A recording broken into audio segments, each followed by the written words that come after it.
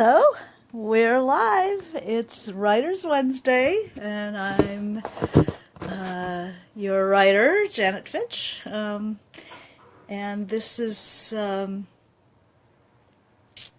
getting a lot of questions this week about writer's block. So this is going to be writer's block questions. So hopefully that you're not dealing with this, but writers deal with this eventually, sooner or later. There's no, hi Alicia, there's no escape from writer's block. Very few people don't suffer it. Writer's block is many things, as you'll see from the questions that people have been asking me this week. Sarah Blazik asks, what is best, pushing through a block or waiting for it to naturally unblock? A very good question. I think that there's so many reasons that writing gets stuck. It kind of gets stuck. And it depends on what the block is. If block is just a resistance. So why are you resisting? What are you resisting? Are you resisting sitting down at your desk? Well, then the answer is yes. Go sit down at your desk and do something, even if it is just cleaning up what you did the day before, just to get some kind of vibrancy in the work, kind of bring it to life again. And then there is the block where you're in a scene and you don't know what comes next. That's a different kind of block. That's a block where you've run out of what you often know about your characters. So sometimes it's a good thing to interview your characters. Say, well, get in a quiet space inside yourself and picture the character and ask them, what's going on with you in this scene? How come I'm having trouble getting a hold of you? Why are you out having coffee when I'm writing the scene? Get back in touch with the character.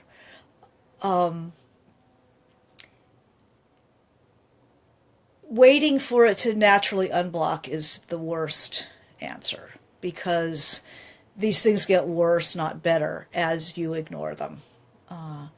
As you avoid, you just are building up more resistance. So it's far better to go around the block if you're having, it's like a boulder on a trail. You walk down the trail and suddenly there's a boulder. I mean, do you want to work your way through the boulder? Probably not. It's not a good idea. Best idea is to go around the boulder. So if you're working on a scene and you're having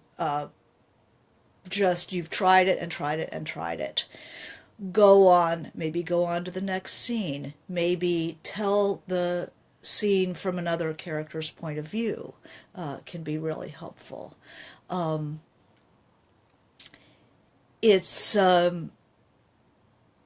always, don't think of pushing through it so much as kind of melting around it when you're having a problem with a scene. If you're having problems just sitting down to work,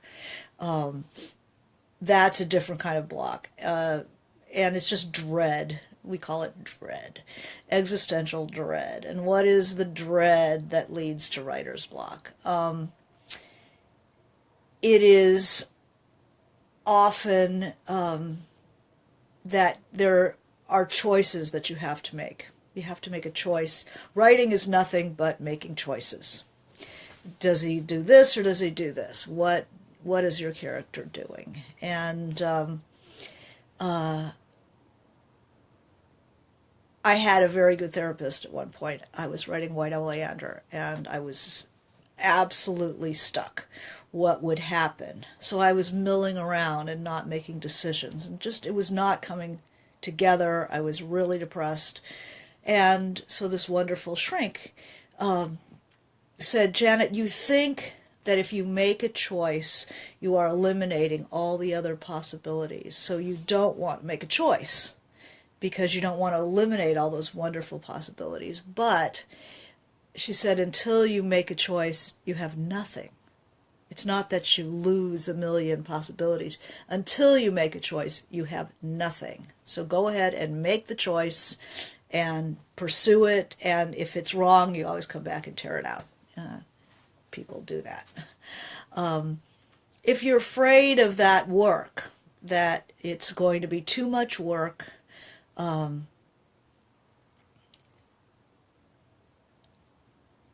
nobody writes a novel, nobody even writes a story. They write a scene. You break it down, you make it smaller. Don't make the problem bigger and bigger and bigger. Make it smaller and smaller and smaller. So you write a scene, you're having trouble with the scene, think of a different scene, or write it from another point of view, or use, do it as a little tiny play, or do it as one continuous sentence. You can vary up the style, sometimes loosen something up, the form. So I don't think of pushing. It's kind of like constipation or something. Like, you don't want to do that. You want to find the place where you reconnect to the material. Often you get to a place where you're not connected enough with the material. Maybe it happens often like 100 pages in, 150 pages in. You run out of what you know about the story and the characters, and it's very scary. Often I just say, write something you can see very clearly and worry about how it connects later on. Here's another question for Veronica Virgo on my Facebook page. What is the role of self-belief in terms of being the guiding force that pushes you to keep writing? You have to think about that these stories that you are connected to, they come out of a well, that only you can draw water out of that well. Sometimes people get blocked because there are people who are so good. Other writers are so good. And it's just depressing sometimes how good everybody else seems to be, and makes you feel like, no way I contribute to that conversation. But everybody has to pull water out of their own well. So it doesn't matter how good Joyce Carol Oates is. It doesn't matter how good some of these other writers are, because I can't pull water out of their well. I can only pull it out of my well. But nobody else can do it, can do my stories, can tell my stories. So you separate from that. Why can't I be more like Johnny? You can't. So just, accommodate that reality. And self-confidence, writing is nothing but controlling panic, controlling self-doubt. You have to be able to control it long enough to get something down. There's no solution for the human condition. So I find that sometimes the best writers, when I'm teaching, the best writers are the least self-confident. And the mediocre are full of passionate intensity. The second coming is at hand. That the fact that you're full of self-doubt does not mean you're a bad writer. It often means you're a very, very good writer, but your standards are very high. So a lot of avoiding writer's block, as I think I talked about it in another video, but as you dance with perfectionism on one hand and permission on the other. And when you're getting too close to perfectionism, and you notice that you're being stymied, give yourself more permission. Be a little punk rock. Just go ahead and make a sound, make it loud, and worry about it later. So here's another one. Question for this is from Golden West Girls, one of her questions.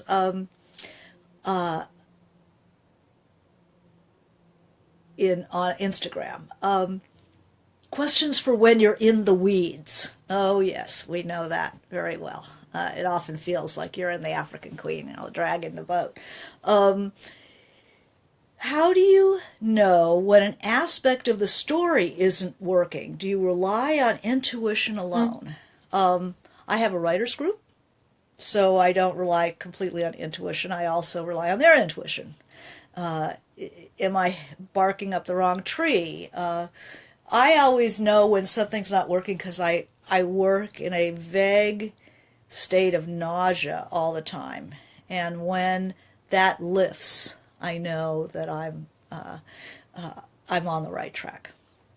So I feel it very physically when it's not working. How do you know what aspect is not working? Is learning more about the craft of writing, the different tools you have available. I always make sure that my scene has a forward motion, that you start a scene in one place and you end it in another emotion. If you have that, you have you have a scene. If you haven't changed the emotion, he comes in pissed off, he leaves pissed off, nothing has happened in the scene. So then your story, you're having story problems, and you have to deal with something has to happen that the character changes their emotion. That's really easy and little thing that can really save your life. And I had another question from an old student related to that, Tracy Chabala. I am always stunned how some scenes write themselves and others are agonizing, as if they just don't want to be written. I wonder if the agony is a sign that it's not supposed to be in there, that it's too forced and not serving the story. Now that is a really good question. Sometimes a scene has to be in there for the dramatics, the little machine of the story, that you need a confrontation between X and Y. And when it's not coming together, sometimes it's you're afraid of it, sometimes you're afraid the big confrontation scene between Astrid and Ingrid at the end of White Oleander was not in the original book.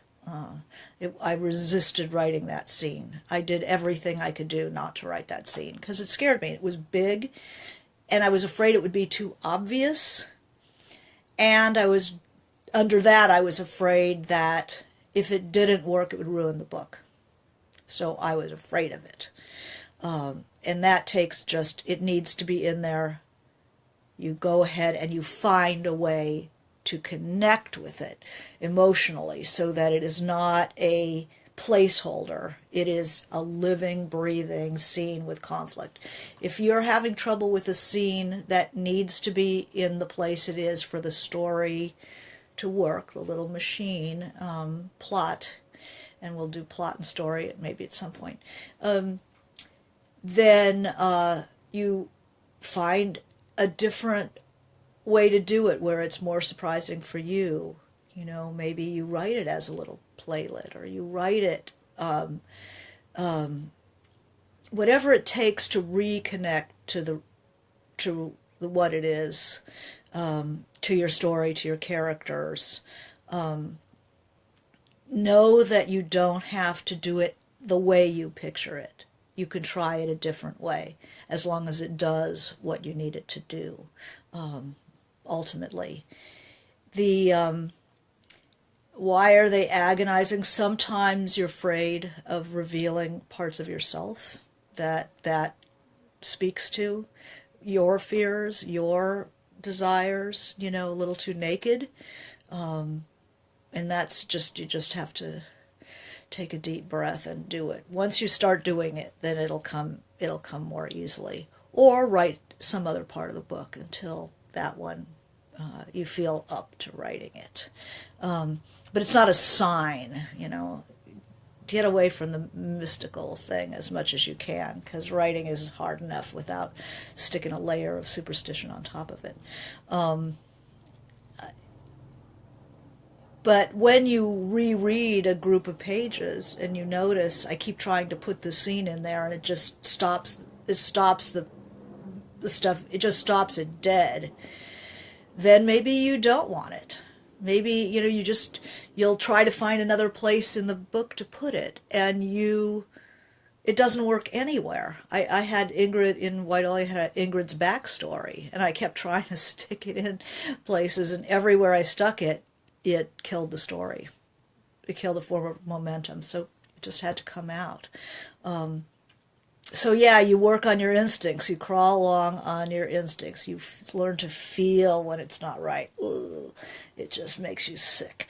I am sorry to say, I tend to experience everything as sort of seasickness, and especially when writing isn't working, I definitely experience it that way. Here's another related one.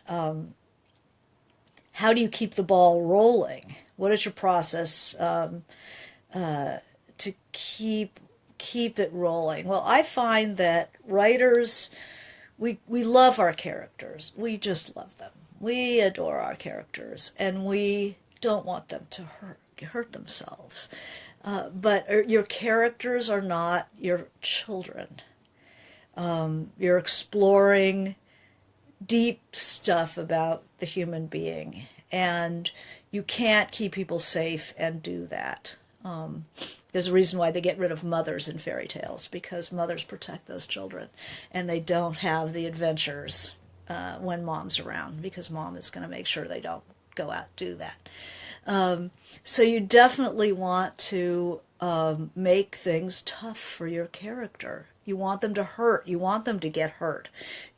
So if nothing is happening, maybe you're not putting enough pressure on your character. Maybe you're protecting them. Either your character is not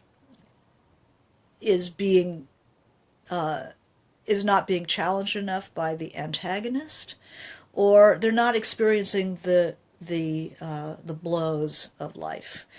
Really, you're pulling your punches. You know what that is. It's like you stop short of actually punching them in the face. Go ahead and punch them in the face. Then you'll be more involved. They'll be more involved. The reader will be more involved, and it's more active. Often you have picked writers. One of the difficulties of writer's block is when you're pushing the train up the hill. It's flattened out into some kind of a two-dimensional thing, and you're trying to push it up the hill because the engine of character and situation is not driving that train. It's not being enough of an engine. So then you have to look at the level of conflict. Is there enough conflict? Is the character being pushed? And the level of engagement or activity in the protagonist. If you have a protagonist that's too passive, you will be pushing it up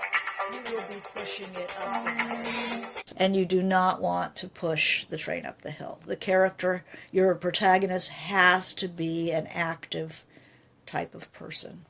They have to be willing to engage in the world. And so sometimes you have to change the character a little bit, give them a little bit more oomph, so that they're up for the conflict that the story is going to start in. God, there were a lot of writer's block questions. Okay, how do you keep working on a writing project without getting too held back by self-doubt? That's the name of the game. We all have to deal with it. You think I don't feel self-doubt every day? Every day I sit down at my desk and it's like, is this any good? Is this any good? Does anybody want to read this? What about this last great novel that I read? It was so good.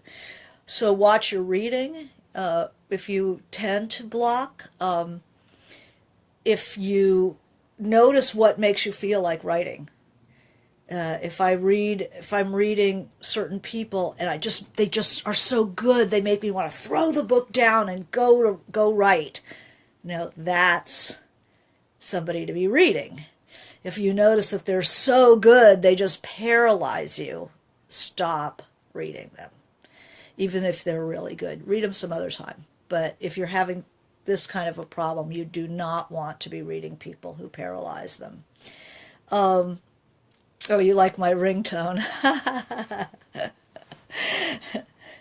Yeah, I still haven't learned to turn off the phone while I've been doing this. So not active enough protagonist is really a problem. Having a protagonist with nothing left to lose is somebody you're going to be pushing up the hill. So I would go with that, and and just don't expect that. A lot of writer's block comes from a certain kind of perfectionism, that we have this beautiful book in our heads. It's already written. Our photo's already on the back jacket. And it's brilliant and everyone loves it and reviewers love it and stuff. But it hasn't been written yet. You still have to write it. So then you start writing it and it's so different from the book in your head. It's just not as good as the book in your head. It is just not going to be that beautiful thing that you imagined. And my old writing teacher, Kate Braverman, used to say that there's the book in your head and there's the book on the page, and there is only the book on the page. There is no other book. So don't let the fact that what you're writing is not the glorious thing you imagined. If that stops you, you're just not going to be able to write at all. You have to accept that what you're actually writing is the book you're writing. And the book in your head helps kind of light the way, but it's never going to be that beautiful. What is it? Dorothy Parker said that, you write as well as you possibly can, and what breaks your heart is that that's as good as you can do. Even if it's really good, it still breaks your heart. So I have a moment or two, and I can actually see the screen here. So if anybody who is watching right now has any kind of questions about writer's block, I can actually see the screen this time. There's, how do you keep it going while you, when you have a busy life? It's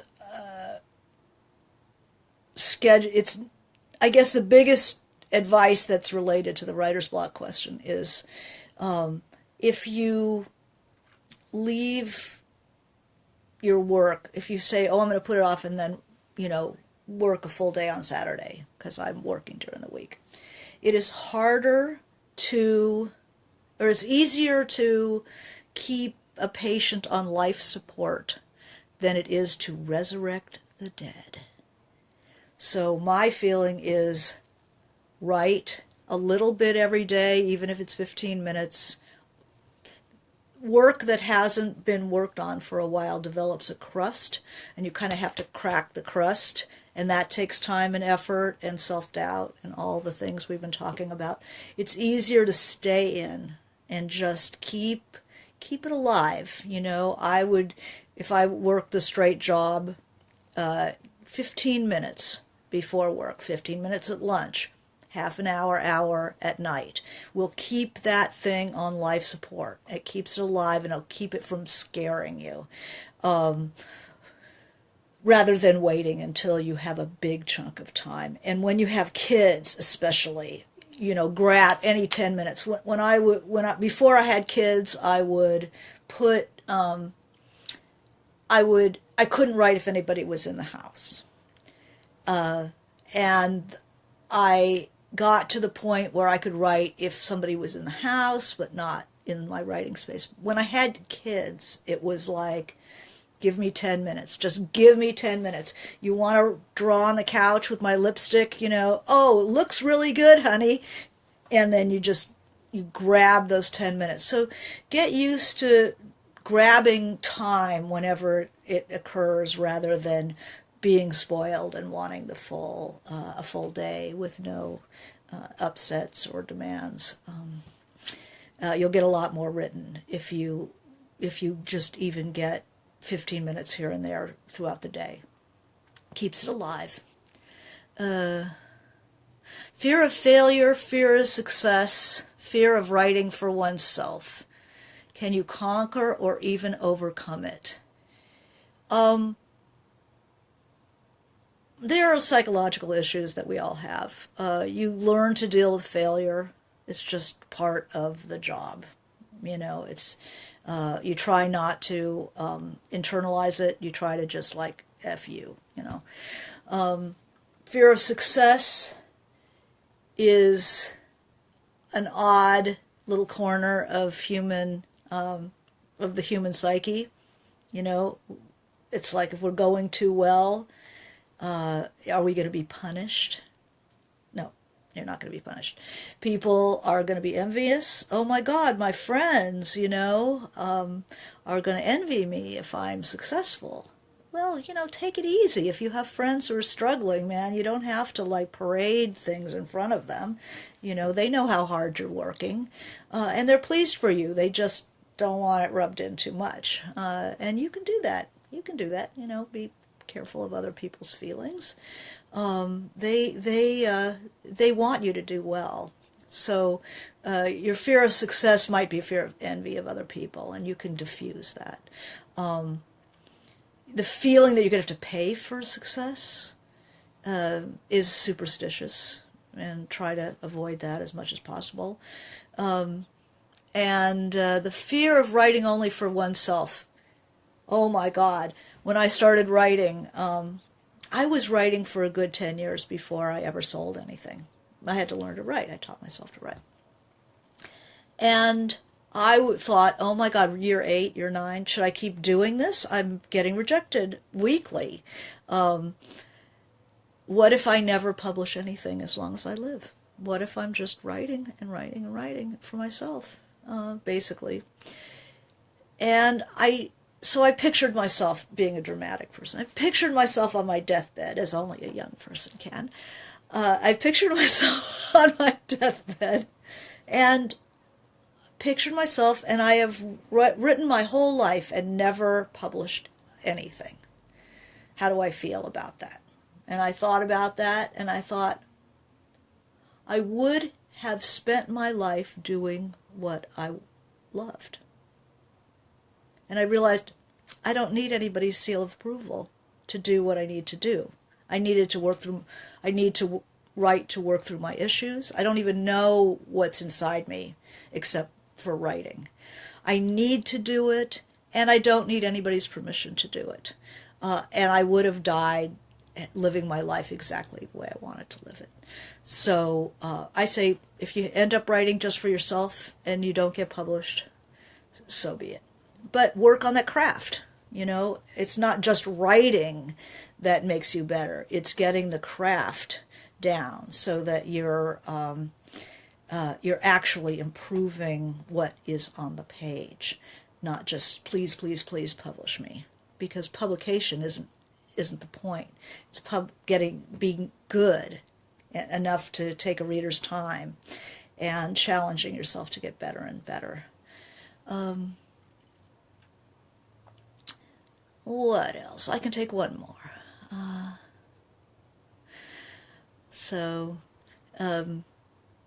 Give yourself permission to write, but give yourself a little kick in the butt that you've got to write better, learn more, read better books, aspire. But then if you notice the fear setting in, then back off of that and give yourself permission. And just keep, if you have to do exercises, if you can't get through the quote-unquote block, write from a photograph that might represent that location you're seeing. Write from a photograph, write from music. Just do an exercise, but keep working. Don't stop working. So this is my writer's block video, and next week, who knows what's next. So thank you for joining me, and have a good writing week. Okay, bye.